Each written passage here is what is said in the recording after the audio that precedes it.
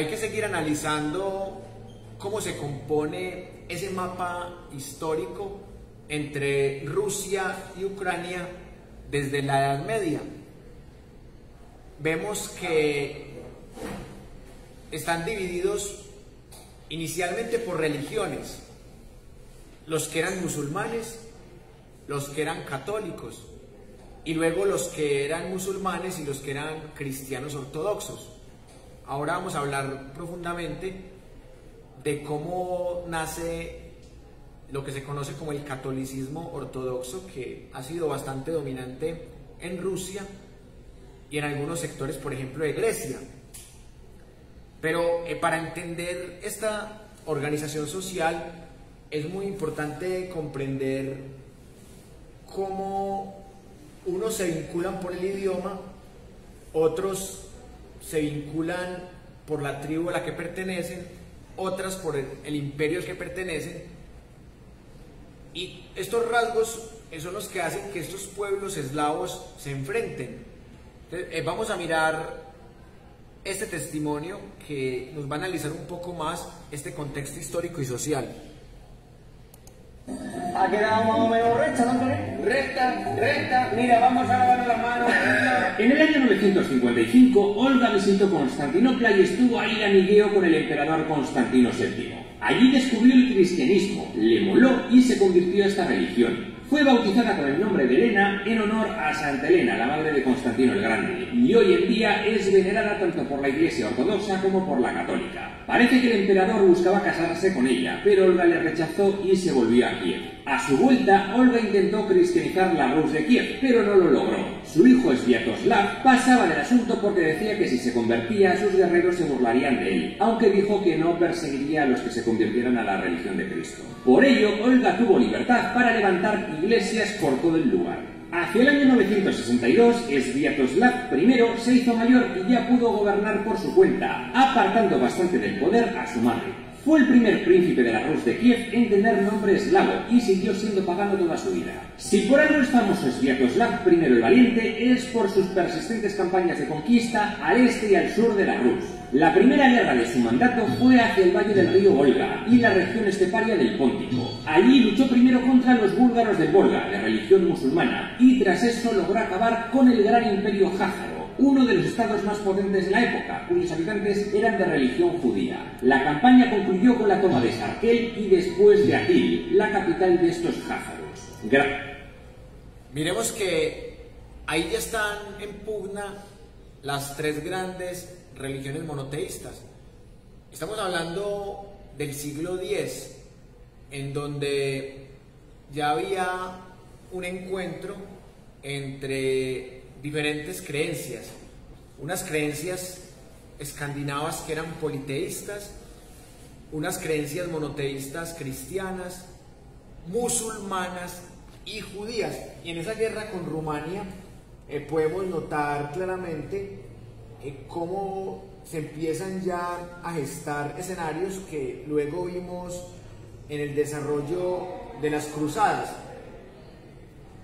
Por eso es tan interesante estudiar esta época de la historia, y es muy fácil hacer un análisis minimalista y decir, no, lo que pasa es que Rusia quiere volver a la Unión Soviética y quiere invadir a Ucrania por eso. No, o sea, el tema va mucho más allá de una invasión, va mucho más allá de lo geopolítico, aunque lo geopolítico también implica estudiar lo histórico, lo social, lo económico, lo identitario, lo antropológico.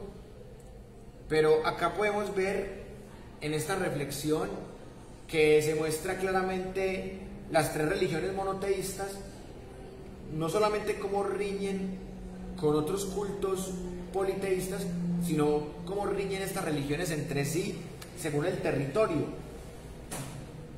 Y ya había territorios que estaban conquistados por el Islam, y esto generaba pugnas con esos territorios que estaban influidos por el imperio carolingio de Carlomagno, que era claramente cristiano, que luego se empezó a llamar de manera generalizada como el Sacro Imperio Romano Germánico.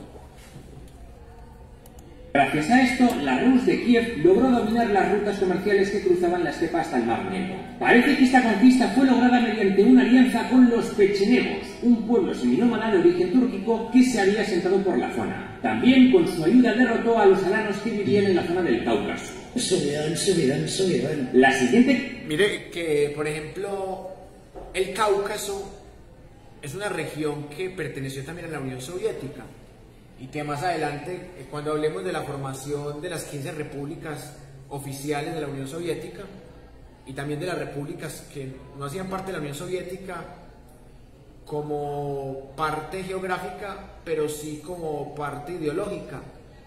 Miren que el Mar Negro es clave para entender estos conflictos, porque miren dónde está ubicado el Mar Negro. Está muy cerca del Mar Caspio, pero está cerca de Persia, está cerca del Imperio Turco Otomano, está cerca de Polonia, está cerca de Ucrania y está cerca de Rusia.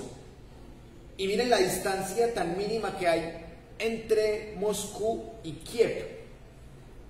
Es prácticamente más cerca Kiev de Moscú que Moscú de Kazán.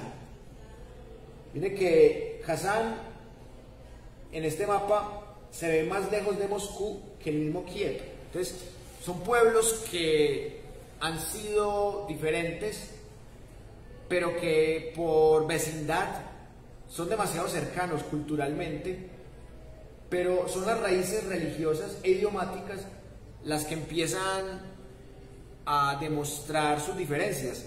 Pero con el tema de la Unión Soviética se trató de establecer una identidad común y luego, cuando se separa la Unión Soviética en 1991, se vuelve otra vez a notar esa gran diferencia étnica, religiosa, idiomática, política, que hace que Ucrania quiera ser una nación independiente de Rusia, pero que siga teniendo un porcentaje de rusoparlantes en el oriente, en la zona del Donbass, que luego generaría conflictos a partir del año 2014 y hasta la actualidad.